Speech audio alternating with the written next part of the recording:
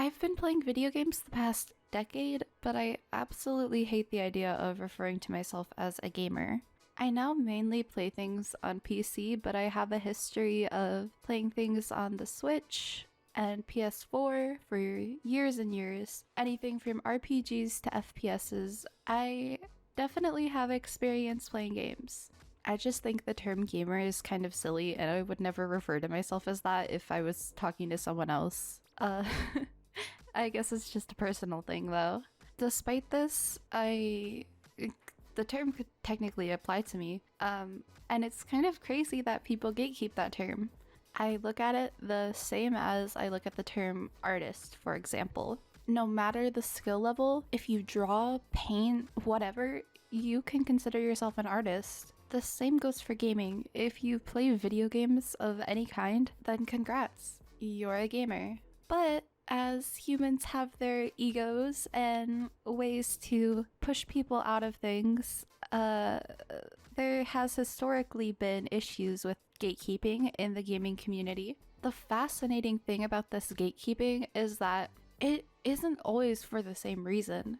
Gatekeeping occurs based around what platform people play on, what kinds of games people play. Sometimes people discriminate based on the characteristics of someone, such as gender or age, and other times it's about skill level, such as how good is someone at a game or how much game knowledge do they have. I'm here to tell you that none of that matters. Like, legitimately none of that matters. You do not need to have 4 years of education to become a gamer. There is no qualifications whatsoever. I will say I don't think it's as prevalent of an issue as it used to be, as I think people are just more open-minded and people who do gatekeep get kind of shamed. But to say it doesn't happen at all is definitely untrue. Alright, so one of the first things that people get shamed for is the platform they play on. Of course, back in the day, there was the console wars. This was mostly between Xbox and PlayStation, and people would ride or die for their respective consoles.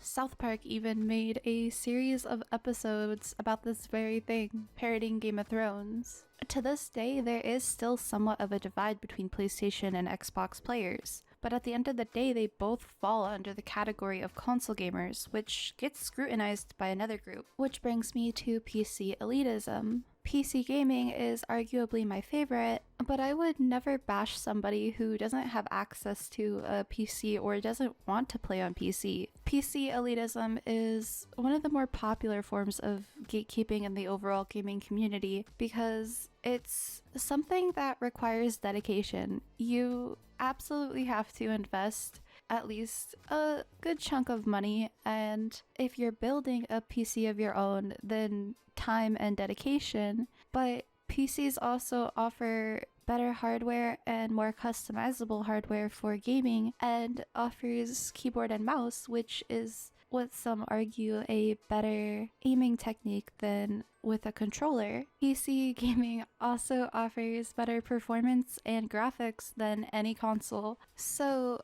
all this said, people who are genuinely serious about having the best gaming experience will often sometimes end up on PC, but that's not always the case, as again, there is the element of personal preference and some benefits that console offers over PC. Especially as some PC ports of popular games are not living up to expectations and get super review bombed, but a console is able to run these things fine. That was what I liked about my experience playing on PS4. I always knew what I was going to get, and it wasn't super stressful to me as someone who just wanted to open a game and play it and not have to worry about if my PC could even run it in the first place. Overall, I just think people should be able to play on the platform they want to play on without scrutiny. I don't really think there's too much scrutiny nowadays. It's not super serious though,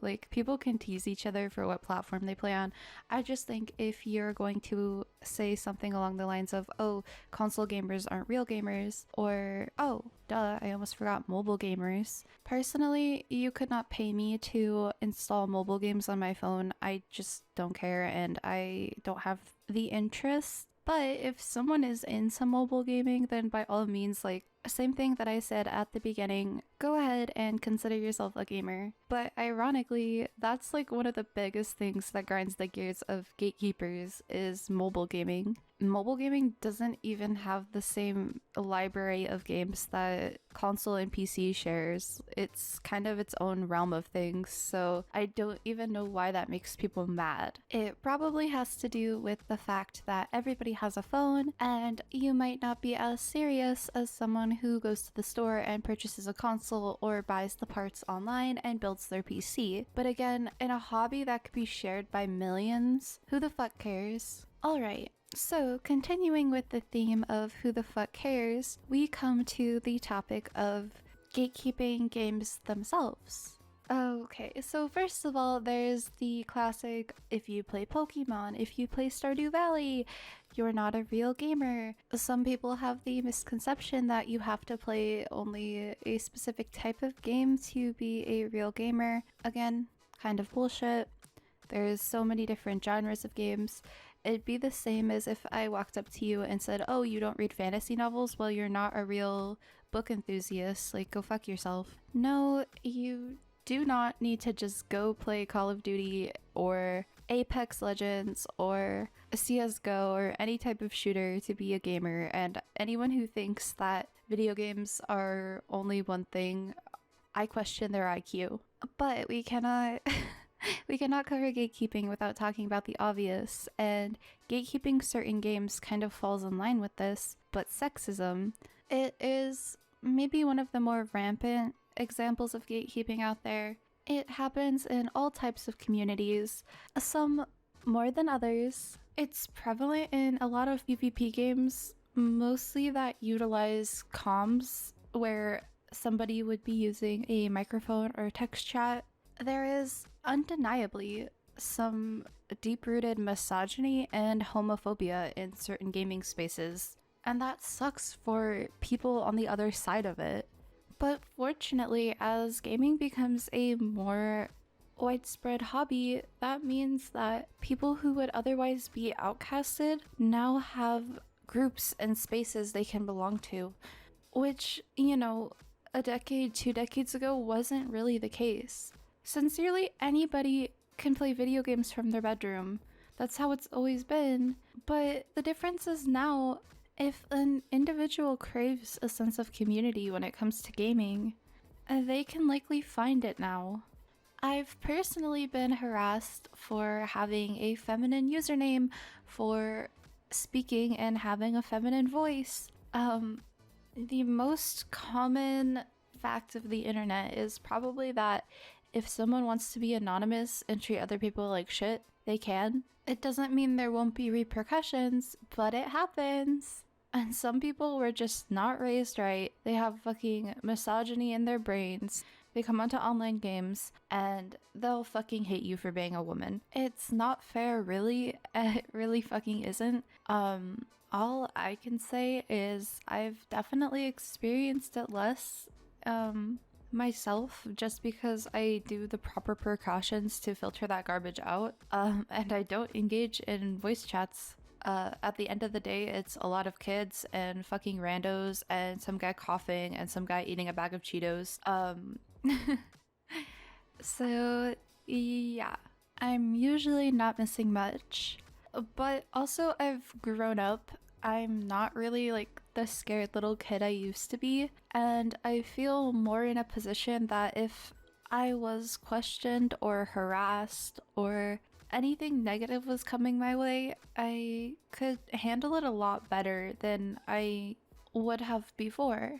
There's also exclusive communities that want to keep their games small and not let new players in, and not let certain types of people in because maybe they have a certain type of humor or inside jokes. For example, the fighting game community has a long-standing history of gatekeeping. This is because fighting games are usually high-skilled and are usually not new player friendly.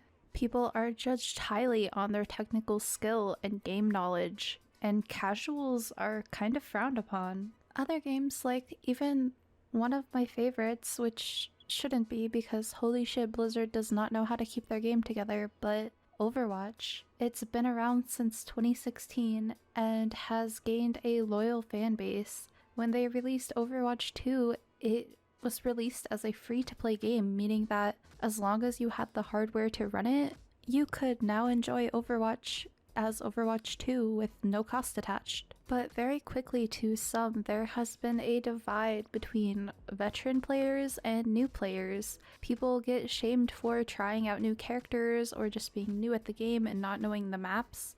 This obviously is not just exclusive to Overwatch, as the veteran player versus new player conundrum has been happening for as long as games have been a thing. People who have stuck by games from day one feel pride in the fact that they've seen all iterations of the game, all patches, all different character releases, things like that for whatever game it is. And sometimes it's hard for people that invest all that time and money and energy into a game for years and years to see new people come along. They want to preserve that, or they feel entitled because they've been there longer, which genuinely isn't the case. I can kind of honestly see both sides of it, being someone who's been a veteran to a few gaming communities and seen the games change over time and see their communities change over time, but I've also been a new player to things that have been around for a while, and it is intimidating. But I still want to enjoy it. Just because I wasn't there from the start, that doesn't mean I